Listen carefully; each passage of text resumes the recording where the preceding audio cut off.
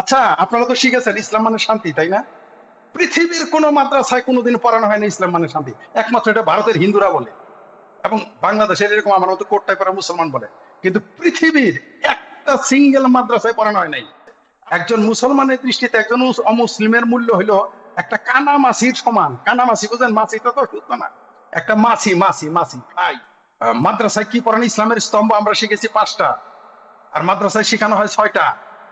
আমাদের 5টা কালেমা, নামাজ, রোজা, হজ এবং জাকাত, এই 5টা হলো আমাদের ইসলামের স্তম্ভ, খুঁটি, পিলার।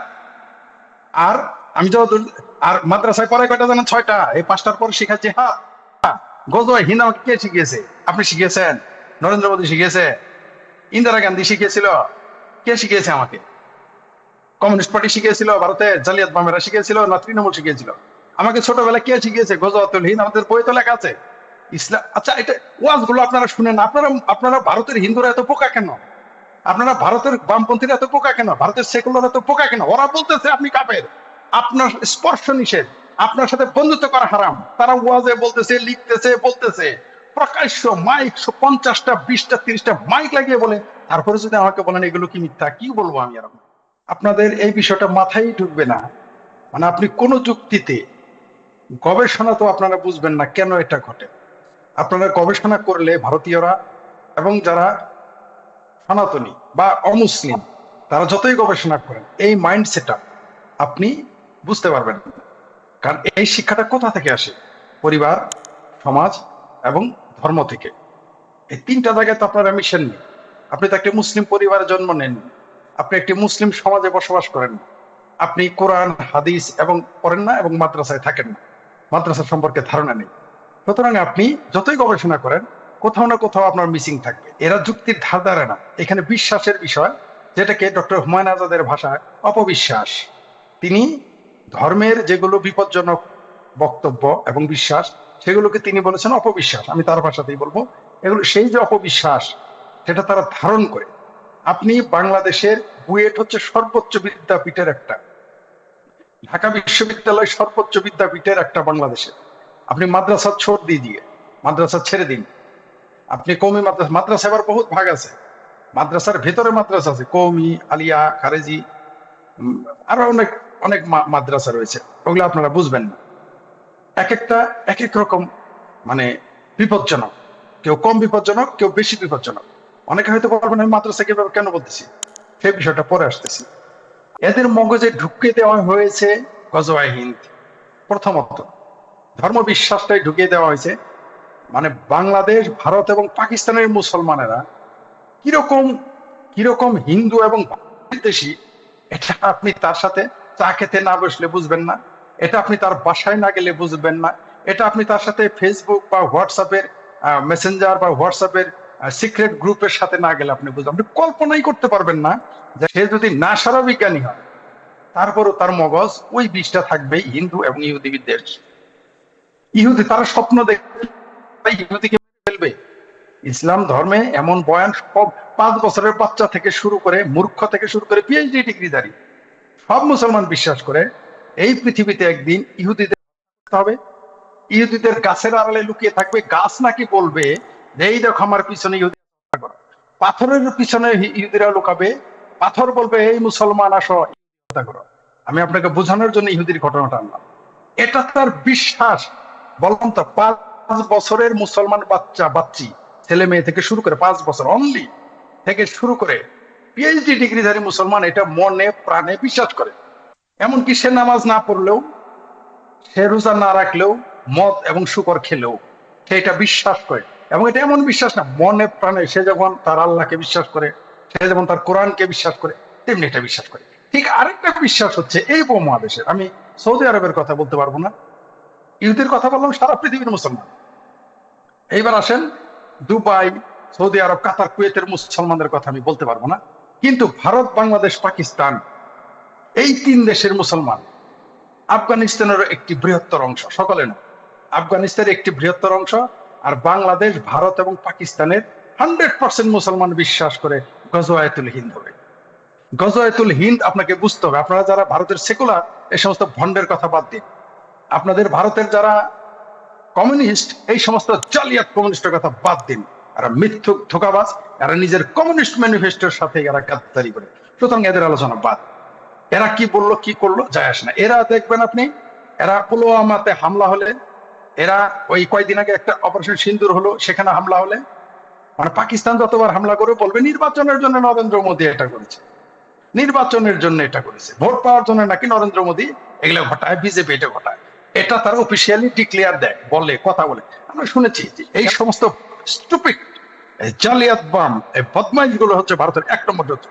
এই যে যারা জঙ্গি মুসলমান, সেটা শিক্ষিত হোক অশিক্ষিত হোক, মাদ্রাসা স্থাপক আর ডাক্তার ইঞ্জিনিয়ার হোক, এদের চেয়ে আপনাদের জন্য ভয়ঙ্কর শত্রু হচ্ছে এই পশ্চিমবঙ্গ, কেরালা, দিল্লি সহ সারা ভারতের এই জালিয়াত বামের হচ্ছে ভারতের 1 নম্বর শত্রু। আমি আমি প্রমাণ করে দিতে পারবো, ভারত সরকার, ভারত রাষ্ট্রের 1 নম্বর শত্রু হচ্ছে ভারতের জালিয়াত বাম।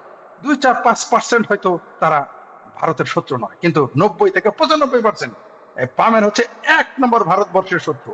এবং ইসলামী জঙ্গিবাদের 1 নম্বর পৃষ্ঠপোষক, মানে বুদ্ধিবৃত্তিক পৃষ্ঠপোষক, সম্ভবত আর্থিক পৃষ্ঠপোষকতা দিয়ে থাকে কিনা আমার সন্দেহ আছে, দিতেও পারে, কিন্তু বুদ্ধিবৃত্তিক যে সাপোর্ট, এর 100% সাপোর্ট দেয় এই আপনাদের পশ্চিমবঙ্গ সহ কেরালার জালিয়াত বাম।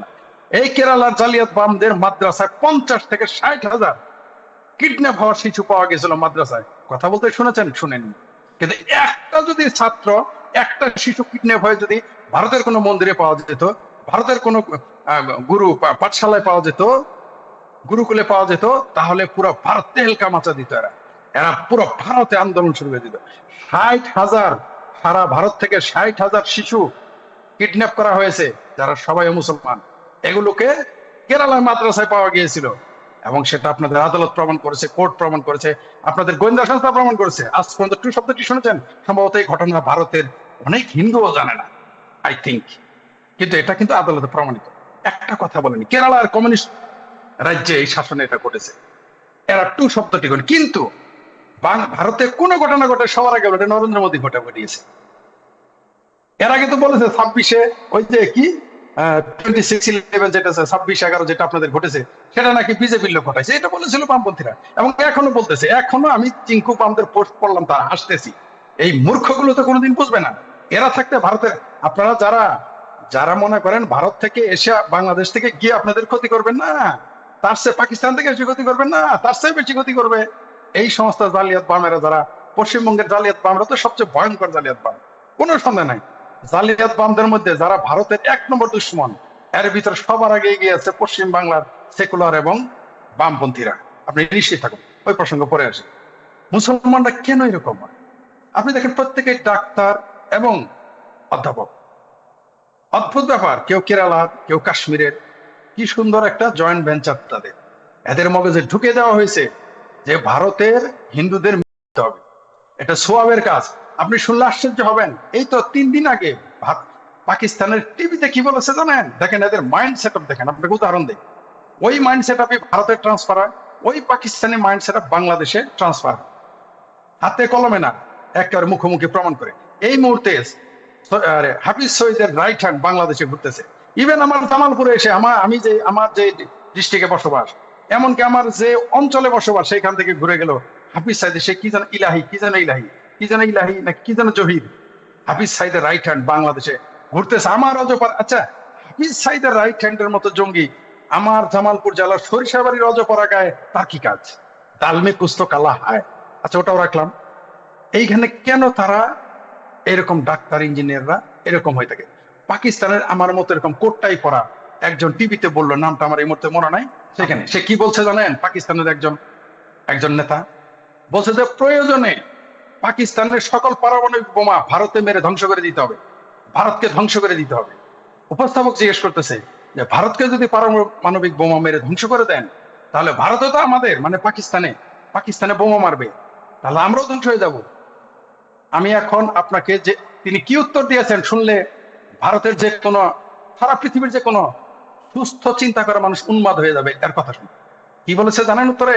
বলছে তাতে কি, প্রয়োজনে আমরা পাকিস্তানিরা সব মরে যাব, প্রয়োজনে সকল মুসলমান মরে যাব, প্রয়োজনে ভারতের মুসলমান 25 কোটি মরে যাবে, তবুও তো হিন্দু ধ্বংস হইলো, ভারত ধ্বংস হইলো, আমাদের জন্য আরো তো 56টা দেশ আছে।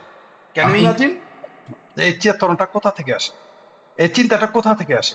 এটাই হচ্ছে আসল প্রশ্ন। প্রথমে এদের এই চেতনাটা আসে ধর্মগ্রন্থ থেকে। অপ্রিয় হলো এই কথা সত্য, কারণ তার বাবা তাকে বলেছে, কোথা থেকে বলে, তার বাবা মসজিদে গিয়েছিল বা সে নিজে মাদ্রাসায় গিয়েছিল। আচ্ছা, মসজিদেও মাদ্রাসায় কি ওখানে বেদ পড়ায়, বাইবেল পড়ায়, ওখানে কি ভূগোল পড়ায়, ওখানে কি সমাজ বিজ্ঞান পড়ায়, ওখানে কি ডারউইনের মতবাদ পড়ায় বা সক্রেটিসের দর্শন, প্লেটোর দর্শন পড়ায়? নিশ্চয়ই না। ওখানে কি চাণক্য নীতি পড়ায়? নিশ্চয়ই না। কি পড়ায়? কোরআন এবং হাদিস। তো এই যে গজওয়াতুল হিন্দ, এই হাদিসটা কোত্থেকে আসলো? হাদিস থেকে এসেছে।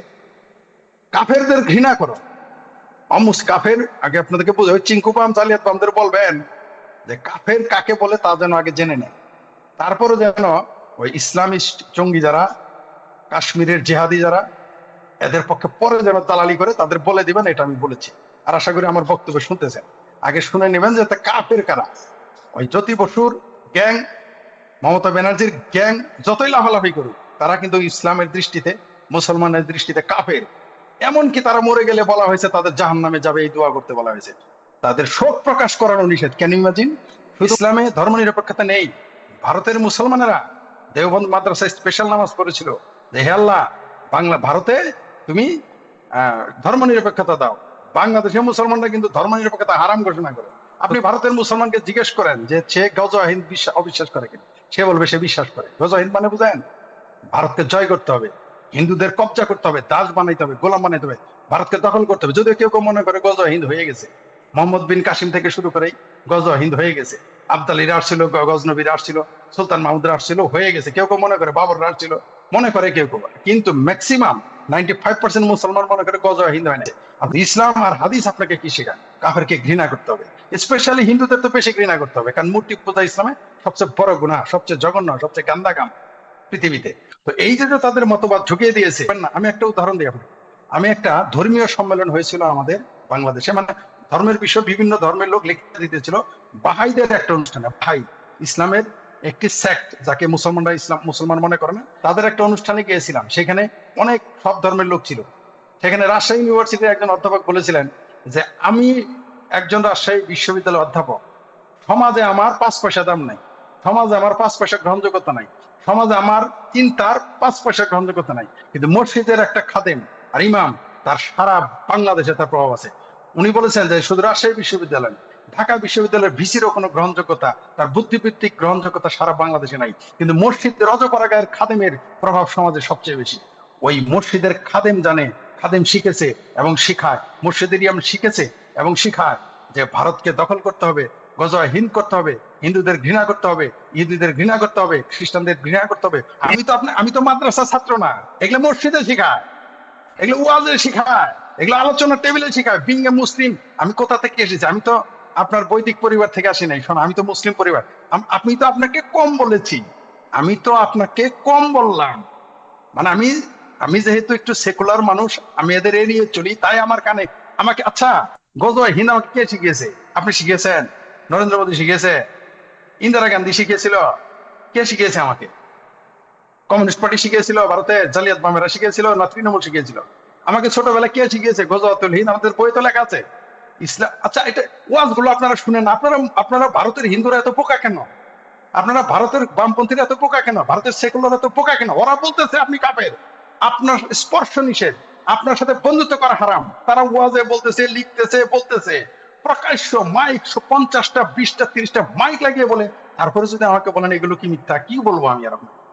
আপনি আপনি দেখেন, আপনি যান, টাকাটা বলতেছে গণতন্ত্র হারাম, কিসের হিন্দু? আপনি কি বাংলাদেশের ওয়াজ হুজুরদের শুনেন না? আমি তো, মুসলিমরা কোনোদিনই নিজেকে মাইনরিটি ভাবে না, ওটা তো আপনারা দিয়েছেন, ওটা তো আপনারা নাম দিয়েছেন। মুসলমান যদি মাইনরিটি হয় তাহলে মুর্শিদাবাদ থেকে পালিয়ে গেলেন কেন? আপনারা কাশ্মীর থেকে পালিয়ে আসলেন কেন? 5 লক্ষ মারা গেলেন কেন? বাংলাদেশ না বুঝলাম মুসলমান ক্ষমতা, এই তো কয়েকদিন, 1 মাসে তো হয় না, মুর্শিদাবাদ থেকে পালালেন কেন? মুসলিমরা কোনোদিন নিজেরা মাইনরিটি, তো আপনারা নাম দিয়েছেন। এটা একটা বাজে কথা। মুসলিমরা নিজেদের মাইনরিটি মনে করে না। মুসলিমরা যদি একজন হয়, সে মাইনরিটি মনে করে না, সে মনে করে যে পৃথিবীর শ্রেষ্ঠ, সে পৃথিবীর সবচেয়ে পবিত্রতম ব্যক্তি, সে পৃথিবীর সবচেয়ে ভালো মানুষ। আর আপনার সবচেয়ে অপবিত্র এবং নির্বোধ এবং খারাপ মানুষ, মন্দ মানুষ। ইসলাম ধর্মে কি আছে যে একটা অমুসলিমের মূল্য, আপনার মূল্য কত জানেন? কার্ল মার্কস এত বড় পণ্ডিত, তার মূল্য, জ্যোতি বসুর মূল্য কি জানেন? এই এই আমাদের কি না, আরে আপনাদের তৃণমূলের নেত্রী মুখ্যমন্ত্রী মমতার কি মূল্য শুনবেন একটা মুসলমানের দৃষ্টিতে? একজন মুসলমানের দৃষ্টিতে একজন অমুসলিমের মূল্য হলো একটা কানা মাছির সমান। কানা মাছি বুঝেন? মাছিটা তো শুদ্ধ না, একটা মাছি মাছি মাছি ভাই, একটা মাছি, তাও কানা মাছির সমান আপনার মূল্য আমার কাছে, আমার মানে মুসলমানের কাছে, যদি আমি নিজেকে মুসলমান মনে করি। এটা আমাদের ধর্মীয় বিশ্বাস রে ভাই।